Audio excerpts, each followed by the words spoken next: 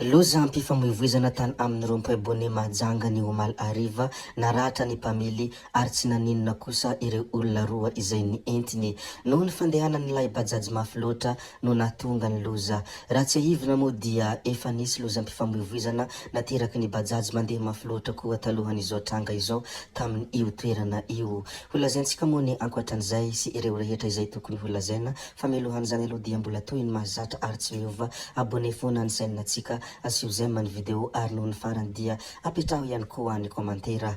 Ndeha aloha idirantsika izany fanaovana abonnement izany mialohany herisoantsika amin'ny resaka izay ataontsika ato anatin'ity video anankiray ity. Ndao ary toboky lahy, ndao ary toboky vavy.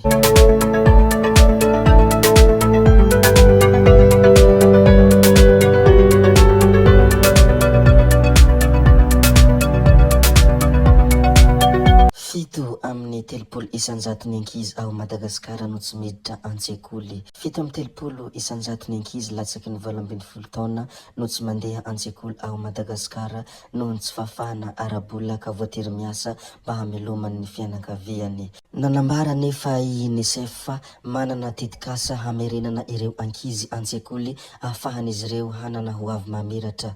Eo ihany koa fanomezana fitaovam-pianarana sy fampiofanana ireo mpampianatra. Mbola resaka ankizy mianatra izay dia any amin'ny komina Lotrananambo distrikany Farafangana, mpianatra mazoto mianatra fa tsy ampy ny lakilasy dia misy mipetraka amin'ny tany ary misy koa mitsangana hatrany ambaravarana. Izany moa ny manjo ireo mpianatra any Lotrananambo distrikany Farafangana. Fa any amin'ny EPP Agnavoa Sisco Ampani Ouest kosa dia toy izao hita amin'ny sary izao fa dia mipetraka amin'ny tany ireo mpianatra ao amin'ny EPP Agnavoa Sisco Ampani Ouest. Manaitra ny fitondram-panjakana ireo ray aman-dren'ny mpianatra mba hitodika any amin'izy ireo. Tokony ho asiana sekoly manara-penitra aty aminay fa mijaly ny zaza nefa te hianatra hoe hafatra izy ireo hatrany. Zay moa ny mikasika aniny resaka mpianatra iny, ndeha resika iresaka kely mikasika ny trangana haitrano. Tena naro ary ny sesisesy raha trangana haitrano tato ato zay, tsy hay hoe inona marina no tena mahatonga an'izany. Any Mananara moa ity tranga anankiray ity. Nisy haitrano tany Mananara ny omaly, mbola tsy fantatra mazava aloha ny tena naviany afo fa mbola andrasana ny fanampim-baovao ny mikasika amin'izay. Izany moa ny zavatra ny tranga tany Mananara koa dia lazaina ary ampafantarina ianareo rehetra. Koa satria miresaka mikasika an'izay afo zay isika dia misy trangana doron-tanety ihany koa ary tena mirongatra ny resaka doron-tanety.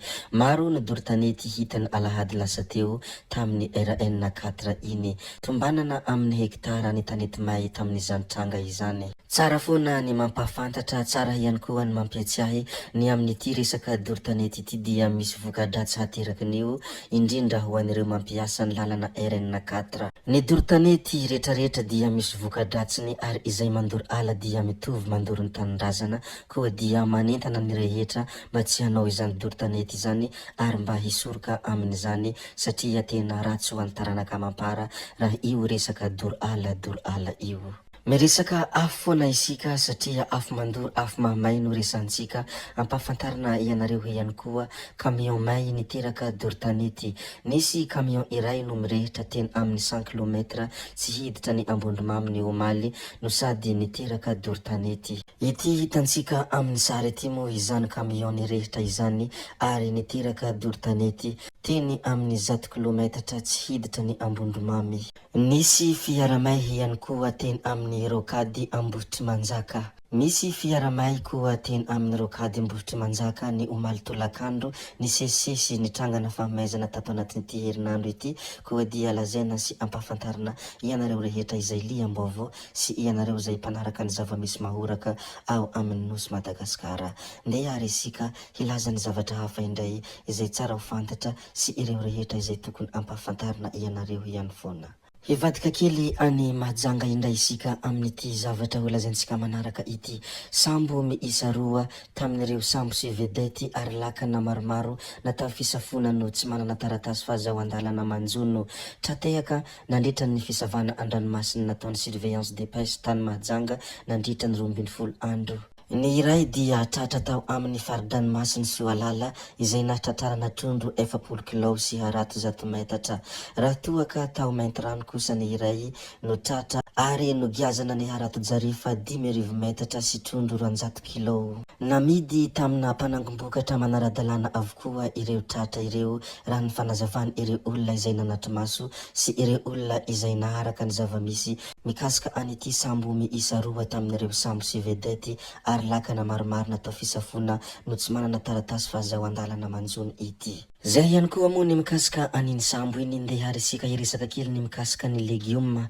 Niakatra hatramin'ny 50 isanjato ny vidin'ny legioma tato anatin'ity ray volana monja ity dia nahitana fiakarana hatramin'ny 50 isanjato ny vidin'ny legioma eny an-tsena. Ny karoty fotsiny ohatra raha toa ka 10 ny vidin'ny 1 kilao teo aloha dia efa tafiakatra 510 izy ankehitriny. Atahorana mbola hiakatra zay io vidiny io araka ny fanehoan-kevitra ireo mpivarotra satria efa ho avy ny vanim-potoana ny orana ka hampitombo ny sarandalana ireo mpitatitra. Rehefa voaresaka antsika moa ny mikasika an'iny resaka fiakaran'ny vidin'ny legioma iny ndeha resika iresaka kely ny mikasika ny cybercriminalité. Mpivarotra airsoft nahatratrarana bala tena izy ary nahiditra amponja eny Antanimora. Voasamotry ny polisy ny cybercriminalité teny amin'ny tsenany eny Antanimena ny mpivarotra airsoft iray ny zoma 7 septambra 2024 lasa teo. Ao anatin'ny tambanjotra antserasera ary efa manana trano fivarotana ihany koa izy ireo. Ka teo no nanarahana azy ireo ka rehefa nosavaina ny tsena fivarotany dia nahitana bala tena izy maromaro izay tsy misy taratasy. Nalefa tany amin'ny polisy siantifika e teknika ireto bala ireto ka voamarina fa bala tena izy tokoa. Natolotra ny fampanohavana ny omaly 2 oktobra ny raharaha ka nidoboka amponja eny Antanimora ity mpivarotra ity. Izany moa ny mikasika ilay mpivarotra airsoft izay nahatratrarana bala tena izy ary nahiditra amponja eny Antanimora.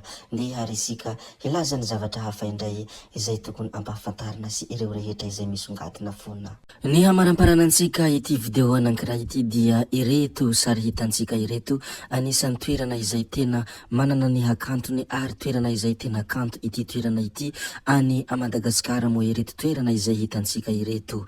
Hita any amin'ny faritra Vakinankaratra any izy ity ary mahatratra eo amin'ny 80 metatra eo no eo ny halaliny.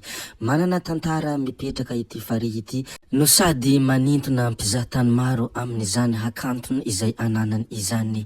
Ity sary hitantsika ity mo dia farihy Tritriva ary tsy misy tsy mahafantatra izany Tritriva izany raha mbola mponina mipetraka ao Madagasikara. Zay ihany koa ny namarana ny video antsika ry tompoko vavy sy tompoko lahy koa dia mankasitraka anareo rehetra na vita ny hen'ny video hatramin'ny farany ary mbola manentana anareo ny mbola hanaraka ny video manaraka izay alatsakay misesisesy ato. Zay fa tsy ato analavany resaka hametra veloma izahay veloma vetivety fa tsy hoe veloma mandrakizay amin'ny manaraka indray no manao ny misimisy veloma tompoko lahy veloma tompoko vavy gaby hoe tsao tsao amin'ny manaraka indray eo.